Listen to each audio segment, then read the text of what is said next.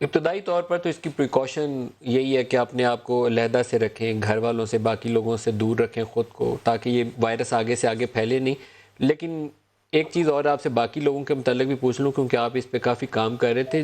तख्तान वाले जो लोग इधर सूबे में आए थे और कराची शहर के अंदर भी अब लोकल ट्रांसमिशन भी शुरू होगी, उसके ऊपर अपडेट हैं कुछ आपके पास?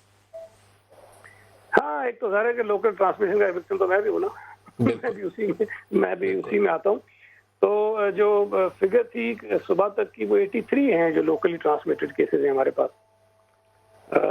काफ़ी बड़ा नंबर है ये भी, वैसे सच्ची बात है। और ओवरऑल जो है वो 131 है और 221 हमारे पास जो है वो सक्खर में है। और वो तो सारे मिला के कोई 352 बन जाते हैं। सक्खर अब इसमें वाले कोई सारे वो और, तख्तान वाले? जी, जी, वो जो सक्खर से आए, पहला एक बैच आया था फिर दूसरा बैच आया था, तो वो 221 है जिनके पॉजिटिव हुए।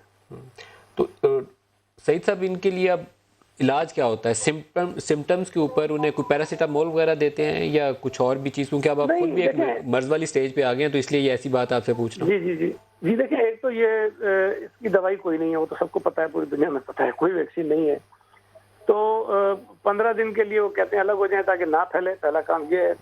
दूसरा ये है कि अगर टेम्परेचर होता है तो वो नॉर्मल पैनाडोल वगैरह दे देते हैं, अगर खाँसी हो रही है तो खाँसी की दवाई दे देते हैं।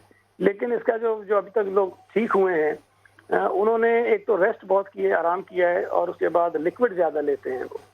अपने आप को हाइड्रेट रखते हैं तो उसकी वजह से जो है ना वो एंड ठीक हो रिकवरी जाता रेट है। इज़ वेरी गुड, बहुत हाई रिकवरी रेट है।